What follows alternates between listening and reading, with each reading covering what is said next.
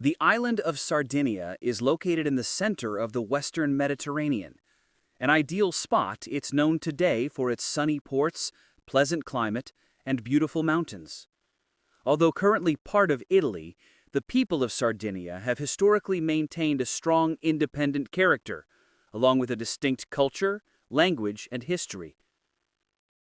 The deepest roots of Sardinia's unique past are found in the Nuragies, the ancient stone constructions scattered across the island that predate even the ancient Romans and serve as the emblem of the eponymous Nuragic civilization.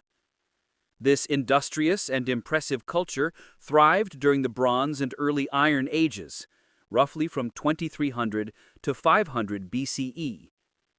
The Nuragic people built various kinds of large tombs, constructed elaborate stone structures, and engaged in trade of valuable goods across the entire Mediterranean. Throughout their millennia-long existence on the second-largest Mediterranean island, they became one of the region's most important, yet often unsung historical players, and remained the pride of all modern Sardinians. Who exactly were the Nuragic peoples? What motivated them to build their colossal structures? And when did they eventually hand over their legacy to the subsequent inhabitants of Sardinia? Welcome to our video exploring the culture and history of the Nuragi. The origins of the Nuragi. The ancient Nuragic civilization that flourished on Sardinia before the arrival of the Romans takes its name from the more than 7,000 megalithic structures known as Nuragies, found throughout the island. The etymology of Nuragi is uncertain and still a subject of debate. Critically, the Nuragic civilization left no written records for us to study, aside from a few drawings that might be inscriptions, providing very little direct insight into their language and culture. The Nuragi seem to have emerged in Sardinia after the Neolithic Stone Age, over 4,500 years ago, around 2400 BCE. These prehistoric communities lived in modest settlements and used pottery similar in style to that of the beaker culture, which populated Western and Central Europe between the 2800s and 2300s BCE. This early population was already proficient in some of the skills that would define the later Nuragi, specifically metal production. Evidence of some copper smelting, a craft already present in prior centuries, is found in tombs from this era that contain copper daggers. Furthermore, obsidian, which the Nuragi would later trade across the Mediterranean, was also being worked during this period. This suggests that trade with the neighboring Western Mediterranean was underway even at this early stage. A notable connection existed between the Nuragi and their northern neighbors in Corsica, where modern excavations have uncovered similar megastructures.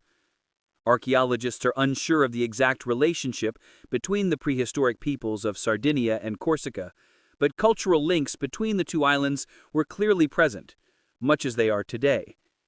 In any case, the early Nuragi culture appears to have been highly regionalized, with different parts of Sardinia exhibiting unique metalworking techniques and burial customs. Around the 2000s BCE, the first large structures that would come to be called Nuragi began construction. This was a gradual process, accompanying the slow expansion of settlements over time.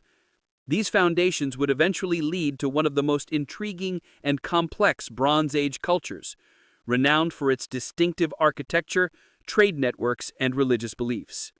The early Bronze Age Nuragi, Protonuraghe. Throughout the 1800s BCE, there was a surge in Nuragi construction across southern Sardinia, with over 180 of these sites appearing. Archaeologists refer to these structures as early Protonuraghe, characterized by their large, fortress-like appearance and usual location on strategic high ground. Other types of settlements, such as open villages or cave dwellings, also existed but were few in number compared to the Nuragi themselves. This varied architecture suggests that, despite sharing a common culture, the Nuragi people maintained a decentralized social organization, as the clear hierarchy of larger and smaller Nuragi, seen in later periods, was not yet established. The exact purpose of the Nurage stone structures within Nuragic society remains uncertain. They seem to have been primarily used for habitation, as early layers at sites like Duos Nurages show evidence of agriculture and animal husbandry nearby. Animal bones, like cattle, found inside parts of the Nuragi also indicate their use as animal pens. Therefore, these structures likely functioned as settlements for clan or extended family groups to conduct their economic and social affairs during this time. Between the 18th and 13th centuries BCE, a noticeable increase in settlements in both the uplands and lowlands of Sardinia occurred, suggesting a rise in population and increased production to sustain themselves, a testament to the Nuragic people's industriousness. Alongside expanding social activities, ritual developments took place. Archaeologists note the increased use of massive collective tombs called tombe di gigante, or tombs of the giants. These large tombs likely served as burial sites for families or clans and were used alongside other burial forms like smaller cemeteries. Additionally, the Nuragic people utilized hypogea, which were underground cut structures used for burials and potentially other ritual activities. In some of these tombs, copper weapons originating from as far away as Cyprus in the eastern Mediterranean have been discovered, indicating that the Sardinians were already deeply integrated into pan-Mediterranean trade networks. The Nuragi's economic activities were quite substantial. Beyond new types of pottery appearing across the island, the Nuragi developed the production of tin and obsidian. These valuable Nuragic commodities are found in ancient Bronze Age excavations across parts of Iberia and southern France. In summary, the Protonuraghe period was one of slow but fundamental innovations in the social, political, and cultural organization of Sardinia. These advancements would prove essential for the apex of Nuragic history later in the Bronze Age. The Middle Bronze Age Nuragi, Golden Age. The 13th to 10th centuries BCE represent a kind of golden age for the Nuragic culture, characterized by a major boom in the construction of sophisticated stone citadels and settlements across Sardinia. In the eastern Mediterranean, this period is generally known as the Bronze Age collapse, where civilizations like the Hittites, Egyptians, and Mycenaean Greeks suffered severe catastrophes and collapses, often attributed to the invasions of the Sea Peoples or various natural disasters. However, while trade systems in the east failed, those in the west continued to thrive. Indeed, throughout the Bronze Age collapse, the Nuragi increased their exports to the east, as well as to their Sicilian, Iberian, and North African neighbors. The island's economic growth was reflected in the booming development of increasingly complex Nuragi all over Sardinia.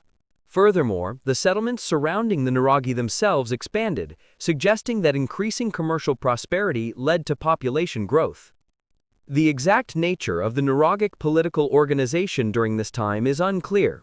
Each Nurage may have been governed by a caste of social elites, or perhaps by a more egalitarian system. At this point, it's important to differentiate between the varieties of Nuragic structures built in Sardinia. Single-towered Nurage, the most common type, essentially one large tower with some surrounding structures. Complex Nurage.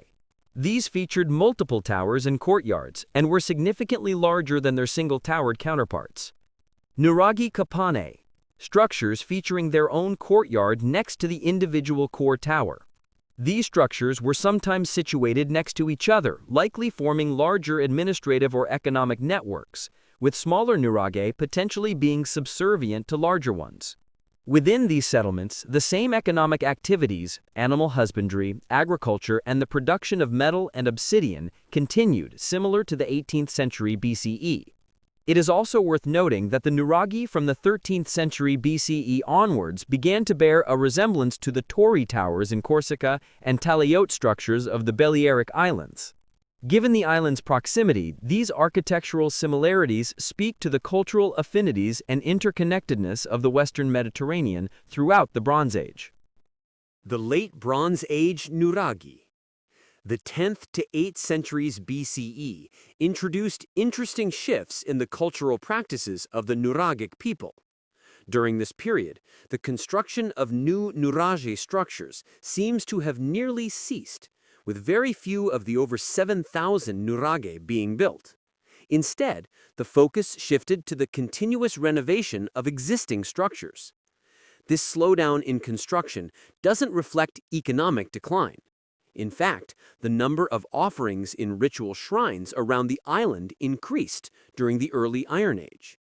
Scholars interpret this as a means for elites to display their wealth and status through offerings, a kind of holy competition.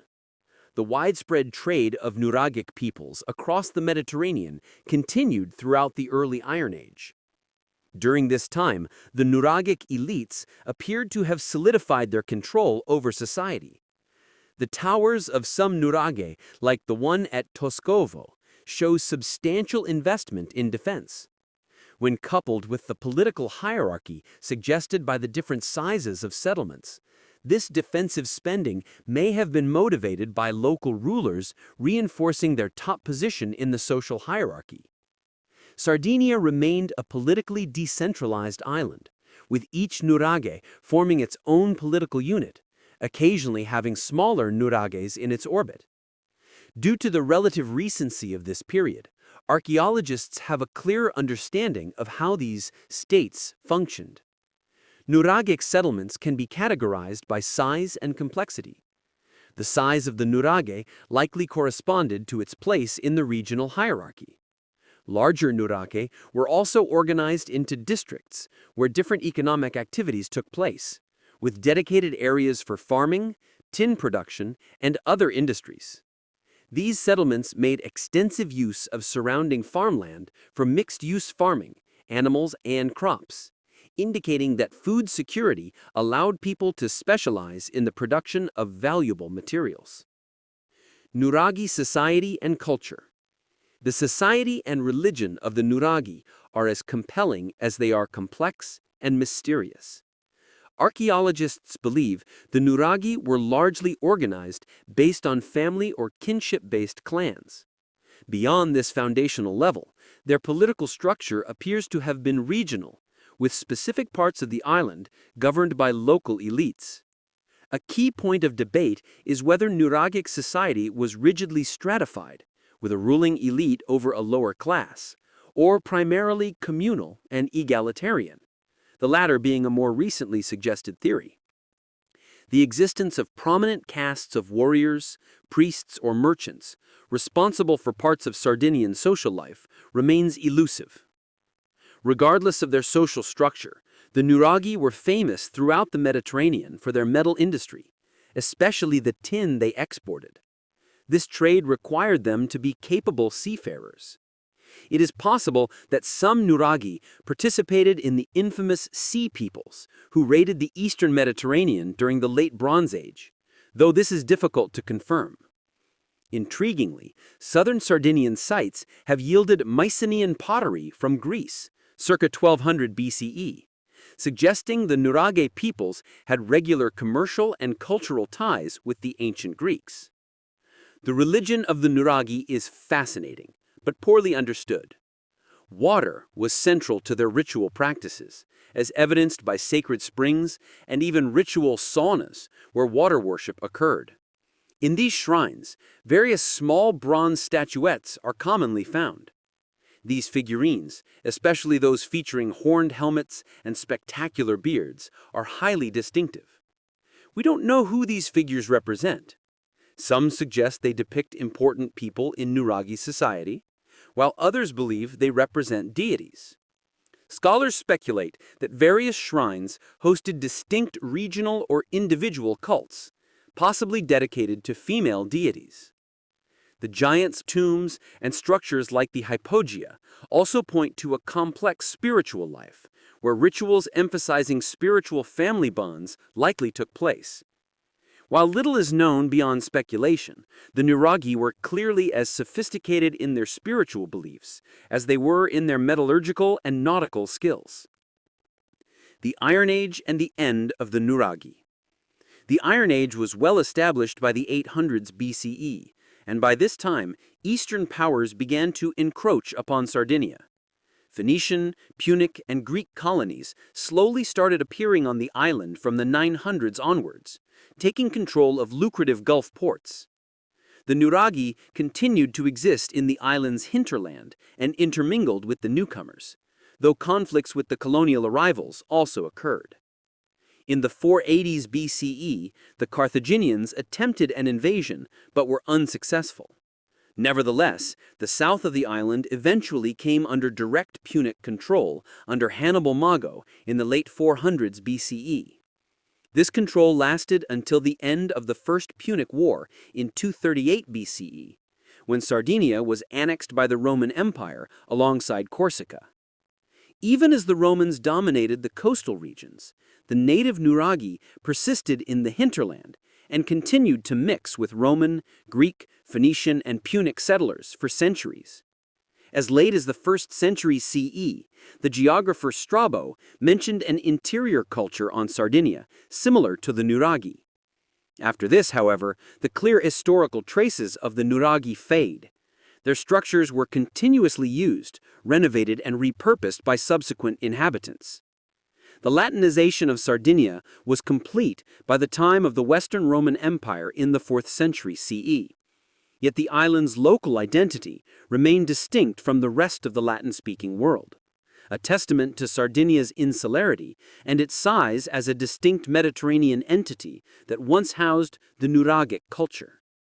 Conclusion: by the end of the Roman period, the Nuragic culture had fully blended into the flow of history. Sardinia's journey continued through the Vandal, Byzantine, and Spanish periods, even developing its own independent states during the Middle Ages, known as the Judiciates. Sardinia later became central to Italy's unification, but never lost its autonomous spirit in language and society. Today, Sardinians hold a deep respect for the thousands of Nuraghe that grace their island, a culture that was uniquely Sardinian. Amidst the sunny beaches and rugged mountains, the remnants of this civilization are a part of every Sardinian's life, speaking to the island's unique history. The Nuragi were vital not only to the history of Sardinia, but to the entire Mediterranean. They stand as tall as their Nuraghe structures, proud, solid, and eternally timeless. More videos on the lesser-known civilizations of the ancient world are planned, so be sure to subscribe and hit the bell button to catch them. Please consider liking, subscribing, commenting, and sharing. It helps immensely. This has been the Timeline Vault channel, and we will catch you on the next one.